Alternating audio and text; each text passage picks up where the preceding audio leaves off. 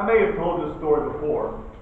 When my children were little, we would often go to Ohio to visit family.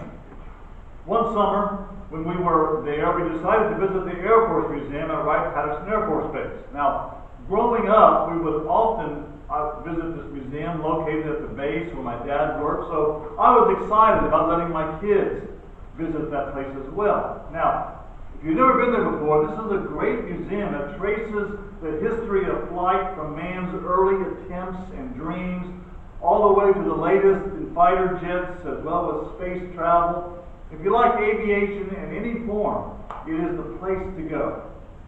So we spent a couple hours looking at the exhibits and enjoying the various interactive displays. Overall, it was a very nice day.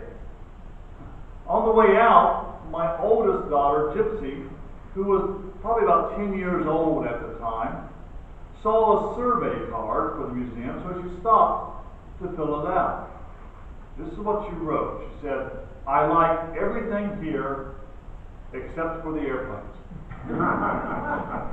Now, do you think she missed the point? Talk about not seeing the forest because of the trees. Yet how often do we do that at church?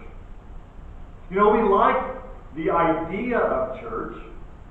We may like the songs and the Bible stories. And we may even like the opportunity to reflect and pray.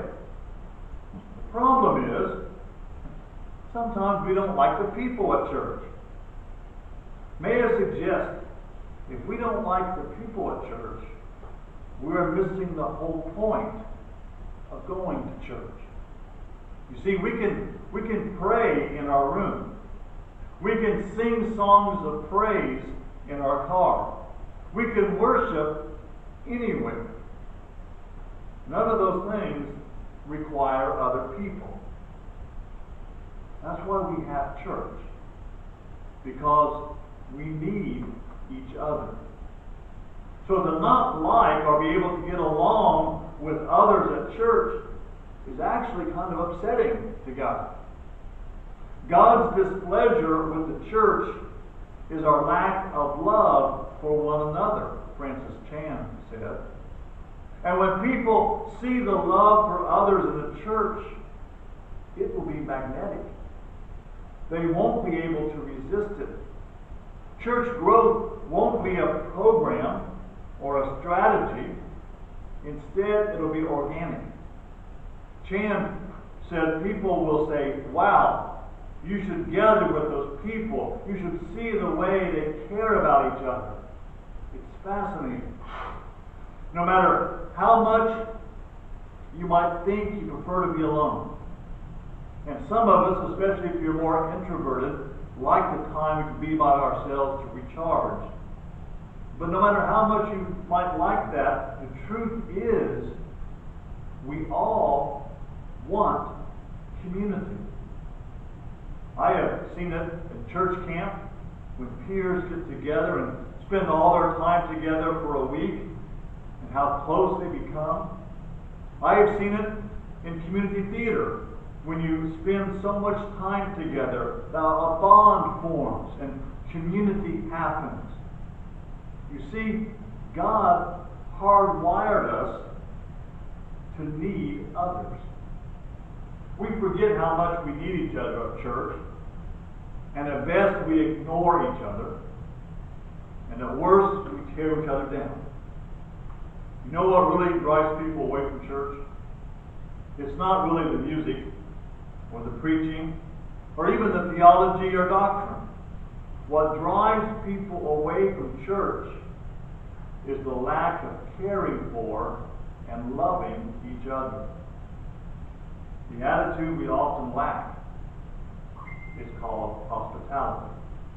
Now, out in Indiana, they say Hoosier hospitality is no accident. That's an interesting saying.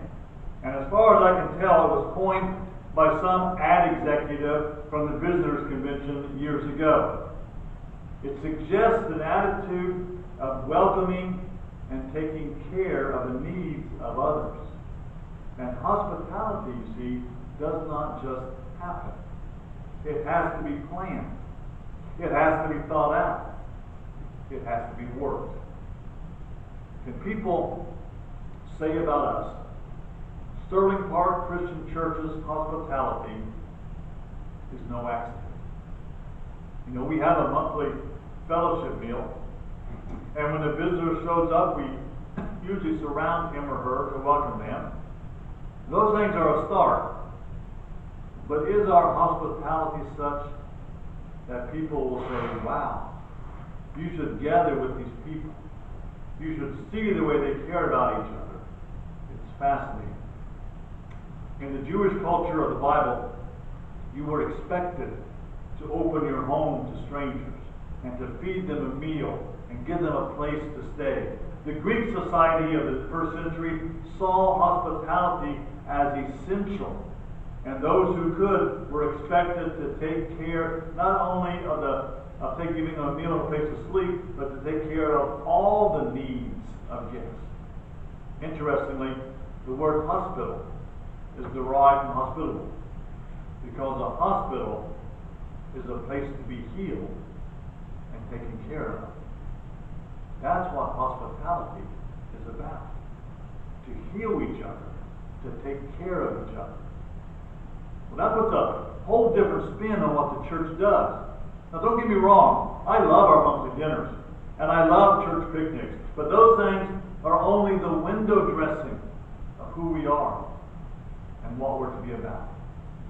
For way too long, the church has been run like a business, and we use programs to reach our goal. Again, don't get me wrong. For a church to be effective and to pay her bills, we must be wise stewards and use proper tools to take care of it. It's also very effective to use programs to reach out to people. But I'm afraid the modern church has mastered technique and has forgotten why. We meet because of the love we have for Jesus and for each other. And our love for each other is seen by how we treat each other. And how we treat each other determines our hospitality.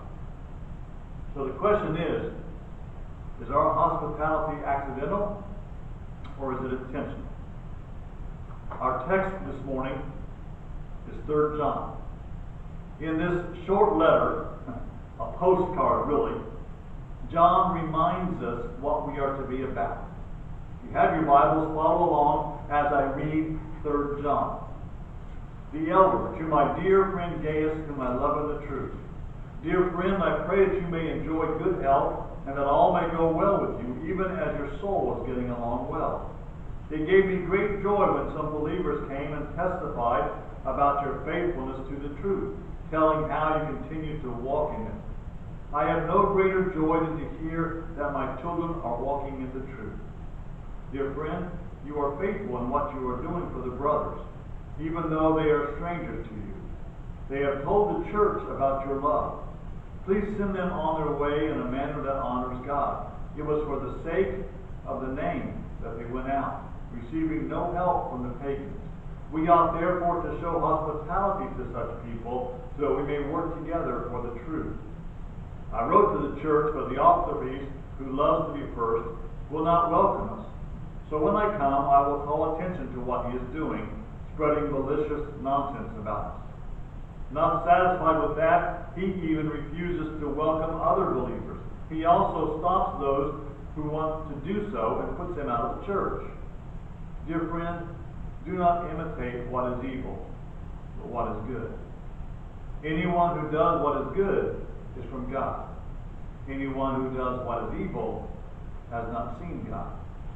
Demetrius is well spoken of by everyone, and even by the truth itself. We also speak well of him, and you know that our testimony is true. I have much to write to you, but I do not want to do so with pen and ink. I hope to see you soon. We will talk face to face. Peace to you. The friends here send their greetings.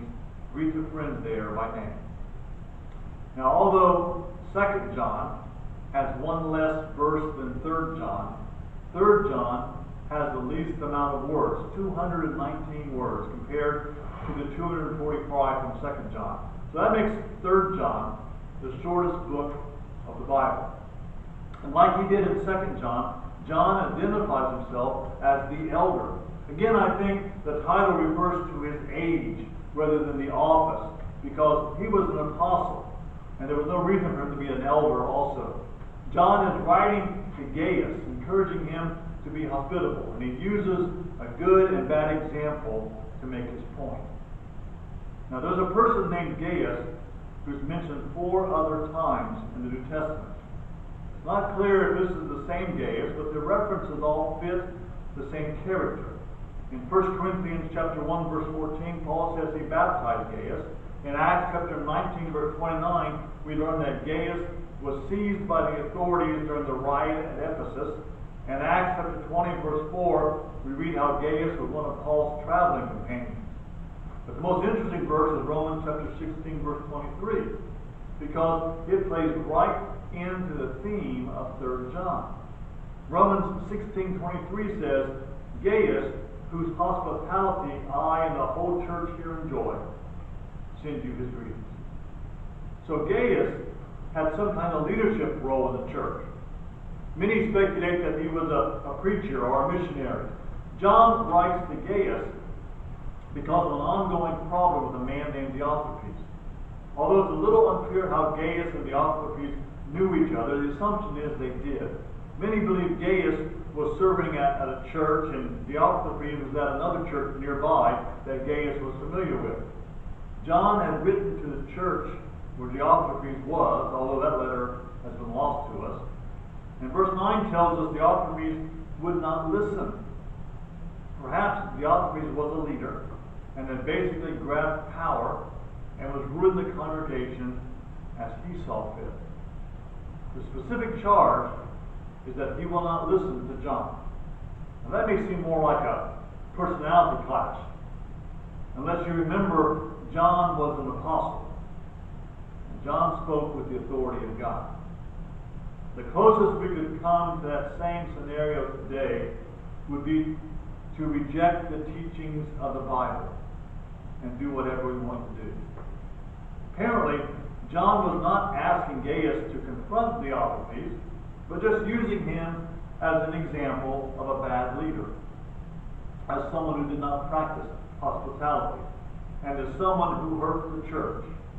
In verse 10, John says he will confront him if he's able to go there. While telling Gaius to imitate what is good, John mentions another man, a man named Demetrius, who was doing good. This again is someone we know very little about except for John's recommendation.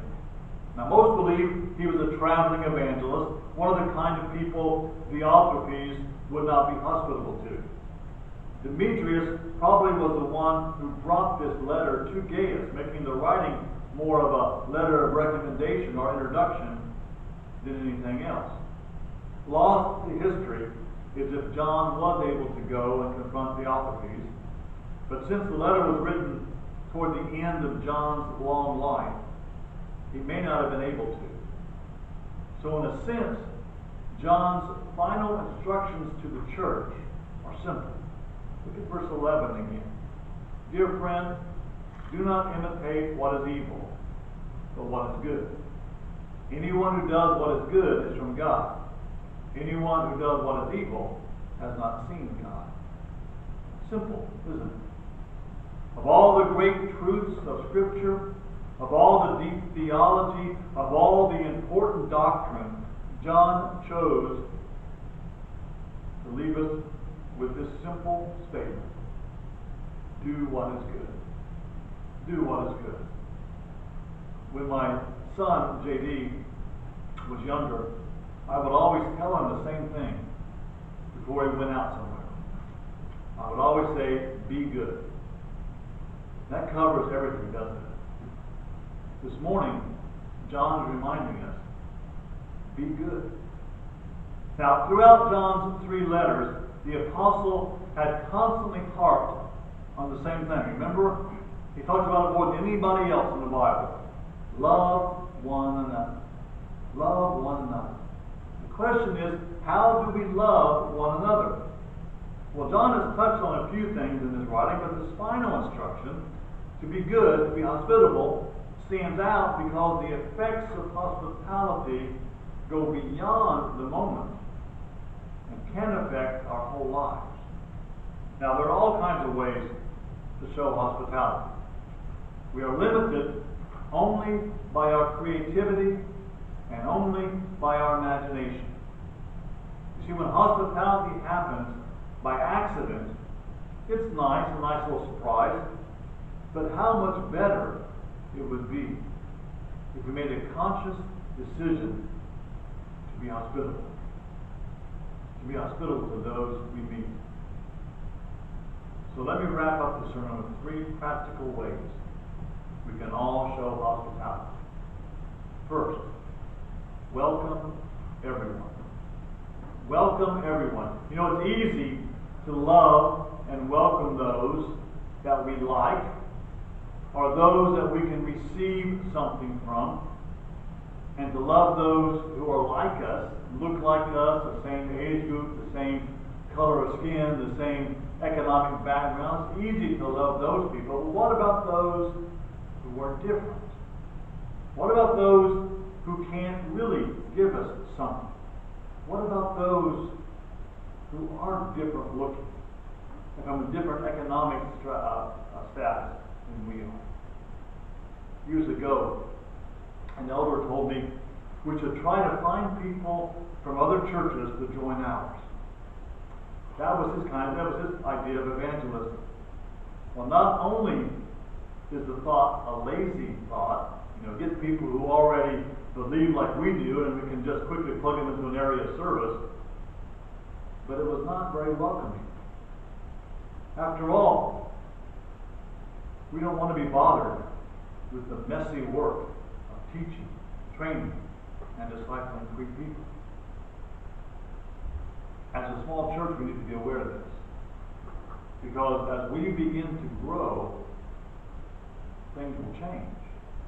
And the most noticeable change will be there'll be people up front, people doing things that do it differently than we do, or not the way that we've always done it. Are we going to be hospitable? Are we going to welcome them? If they can't give us something, if they're not like us, we don't want to be bothered. Who do you know that has nothing they can give? Who do you know that is different? Can you welcome them? Can you spend time with them? Well, the second way that we can show hospitality is to connect with people. Connect with people. I love social media because I can stay in touch with friends and family from all over the world. But seeing a funny meme on Facebook and hearing the latest news about a friend who's far away is really not enough.